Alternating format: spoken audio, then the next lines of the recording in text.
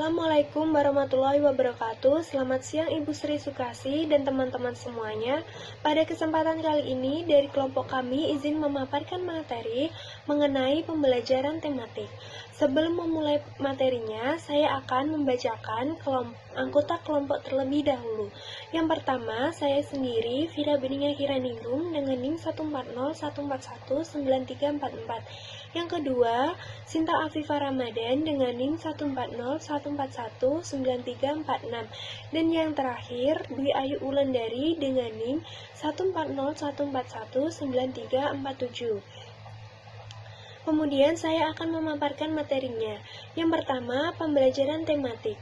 Pembelajaran adalah kegiatan seorang anak untuk mendapatkan pengetahuan dan keterampilan. Tematik adalah konsep umum yang dapat mengumpulkan beberapa bagian dalam satu hal.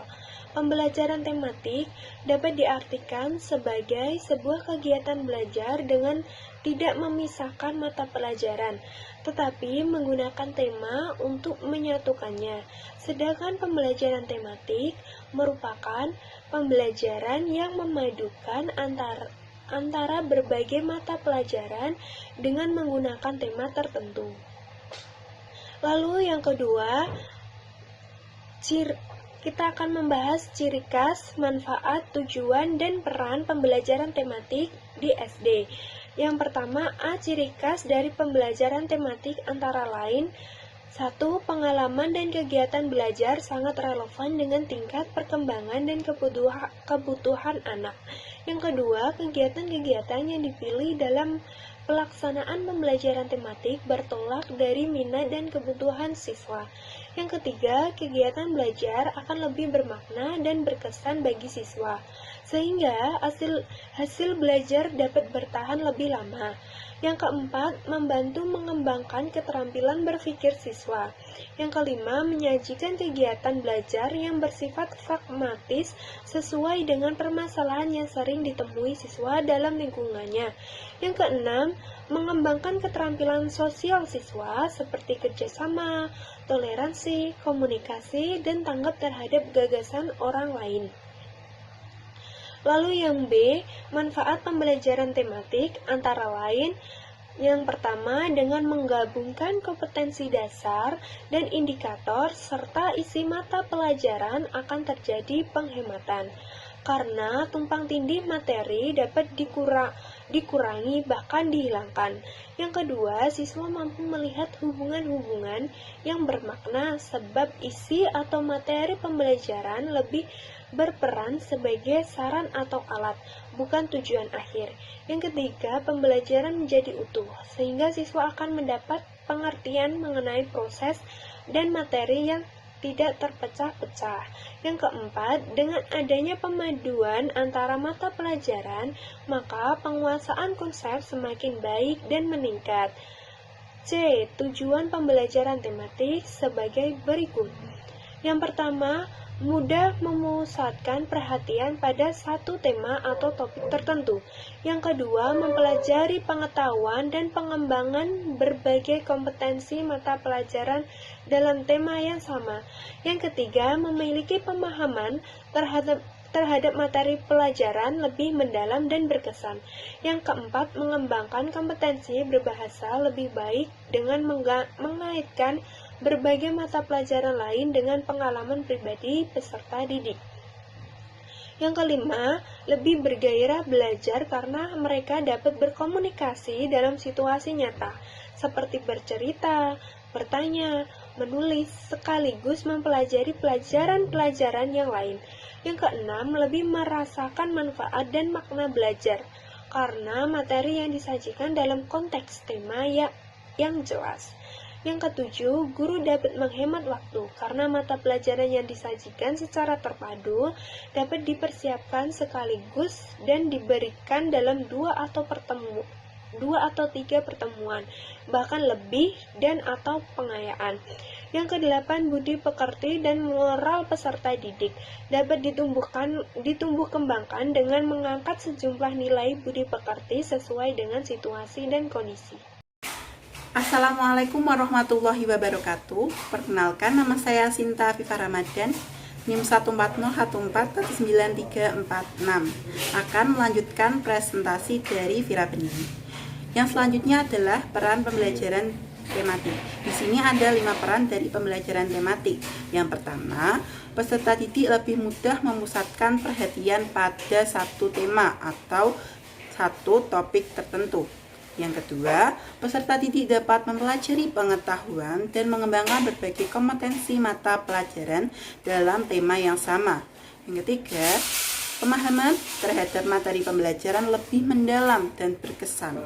Yang keempat, kompetensi berbahasa bisa lebih dikembangkan dengan mengaitkan mata pelajaran lain dan pengalaman pribadi peserta didik. Yang kelima, peserta didik lebih merasakan manfaat dan makna belajar karena materi yang disajikan dalam konteks tema yang jelas. Selanjutnya adalah implikasi pembelajaran tematik di SD. Di sini, implikasi pembelajaran terdiri atas 2 hal. Yang pertama, implikasi bagi guru pembelajaran tematik memerlukan kecerdikan guru kelas untuk melakukan perencanaan pembelajaran tematik. Pembelajaran tematik menuntut kreativitas dan inovasi guru dalam menyajikan kegiatan atau pengalaman belajar peserta didik. Yang kedua, beban guru yang semakin meningkat akan berimplikasi pula terhadap beban peserta didik. Peserta didik harus aktif dalam belajar, baik dalam berindividu maupun dalam belajar berkelompok.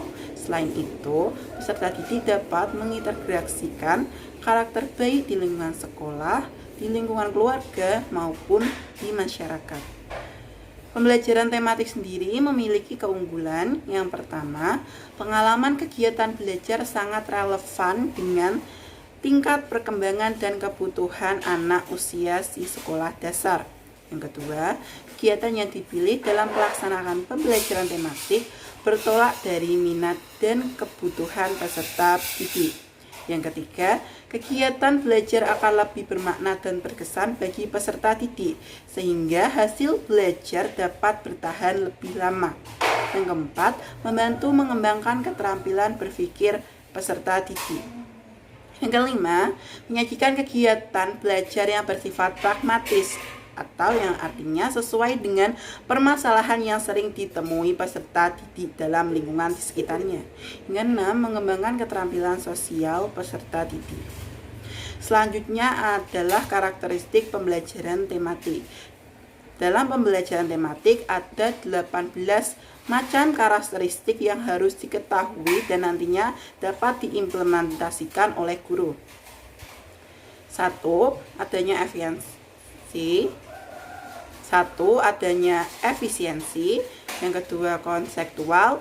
3. Student centered atau berpusat pada peserta didik. Yang keempat, memberikan pengalaman langsung. 5. Memisahkan mata pelajaran yang kabur. 6. Holistis. 7. Fleksibel. 8. Hasil pembelajaran berkembang sesuai minat dan kebutuhan peserta didik. Yang ke-9, kegiatan belajarnya sangat relevan dengan peserta didik di jenjang SD. Yang ke-10, kegiatan yang dipilih bertolak dari minat kebutuhan peserta didik. Yang ke-11, kegiatan belajar akan lebih bermakna. 12. Mengembangkan keterampilan berpikir. Yang ke-13, menyajikan kegiatan belajar pragmatis yang sesuai dengan permasalahan peserta didik di lingkungannya. Yang ke-14, mengembangkan keterampilan sosial peserta didik. 15, aktif. 16, menggunakan prinsip bermain sambil belajar. 17, mengembangkan komunikasi peserta didik. Dan yang terakhir adalah lebih menekankan pada proses tinimbang hasil. Berikutnya adalah prinsip-prinsip pembelajaran tematik. Yang pertama, pembelajaran tematik terintegrasi dengan lingkungan. Maksudnya, pembelajaran dikolaborasikan dalam kehidupan sehari-hari peserta didik. Yang kedua, memiliki tema sebagai alat pemersatu dari ke-7 mata pelajaran. Ke-7 mata pelajaran itu ialah PPKN, Bahasa Indonesia, Matematika, Pendidikan Keolahragaan, SBDP, IPA, dan juga IPS. Yang ketiga, menjadikan belajar sambil bermain. dan menyenangkan. Yang keempat, memberikan pengalaman langsung yang bermakna bagi peserta didik. Yang kelima, menanamkan konsep dari ketujuh mata pelajaran dalam proses pembelajaran. Yang keenam, pembeda antara mata pelajaran tematik dengan mata pelajaran yang lainnya. Yang ketujuh, pembelajaran dapat berkembang sesuai dengan kemampuan, kebutuhan, keadaan peserta didik. Yang kedelapan, pembelajaran bersifat fleksibel. Dan yang kesembilan, penggunaan variasi metode pembelajaran. Saya Dwi Ayu Wulandari dengan nomor NIM 140141937 izin melanjutkan presentasi. Poin ketujuh yaitu pentingnya pembelajaran tematik SD atau MI. Melalui pembelajaran tematik, peserta didik sekolah dasar dijadikan sebagai pusat kegiatan pembelajaran. Pembelajaran tematik menekankan pada kegiatan peserta didik sebagai bagian penting untuk mendapatkan pengetahuan baru dan pengalaman yang baru. Melalui pengalaman langsung, peserta didik akan mendapatkan sesuatu yang lebih bermanfaat dalam pengembangan rasa ingin tahu, sekaligus menjadi bagian dari keterampilannya di kehidupan sehari-hari. Maka dari itu, belajar dengan cara mengeksplorasi menjadi bagian terpenting untuk kehidupan sehari-hari dan sebagai salah satu ciri khas dari pembelajaran tematik. Yang selanjutnya, poin ke-8 adalah landasan pembelajaran tematik. Yang pertama, landasan filosofis. Landasan filosofis dalam pembelajaran tematik dipengaruhi oleh 3 aliran filsafat. Yang pertama, yaitu aliran progresivisme, yang kedua, aliran konstruktivisme, dan yang ketiga, aliran humanisme. Aliran progresivisme memandang suatu pembelajaran perlu ditekankan pada pembentukan kreativitas, pemberian sejumlah kegiatan, suasana yang alamiah atau natural, dan memperlihatkan pengalaman siswa. Sedangkan aliran konstruktivisme melihat pengalaman langsung siswa atau direct experience sebagai kunci dalam pembelajaran. Yang kedua adalah landasan psikologi. Landasan psikologis dalam pembelajaran terutama berkaitan dengan psikologi perkembangan peserta didik dan psikologi belajar. Psikologi perkembangan diperlukan terutama dalam menentukan isi atau materi pembelajaran tematik yang diberikan kepada siswa agar tingkat keluasan dan kedalamannya sesuai dengan tahap perkembangan peserta didik. Psikologi belajar memberikan kontribusi dalam hal bagaimana isi materi, pemberian tematik tersebut disampaikan kepada siswa, dan bagaimana pula siswa harus mempelajarinya. Melalui pembelajaran tematik diharapkan adanya perubahan perilaku siswa menuju kedewasaan, baik fisik, mental atau intelektual, dan moral ataupun sosial. Yang ketiga yaitu landasan yuridis. Landasan yuridis dalam pembelajaran tematik berkaitan dengan berbagai kebijakan atau peraturan yang mendukung pelaksanaan pembelajaran tematik pada anak usia dini. Landasan yuridis tersebut yang pertama adalah Undang-Undang Nomor 23 Tahun 2002 tentang Perlindungan Anak yang menyatakan bahwa setiap anak berhak memperoleh pendidikan dalam rangka pengembangan pribadinya dan tingkat kecerdasannya sesuai dengan minat dan bakatnya.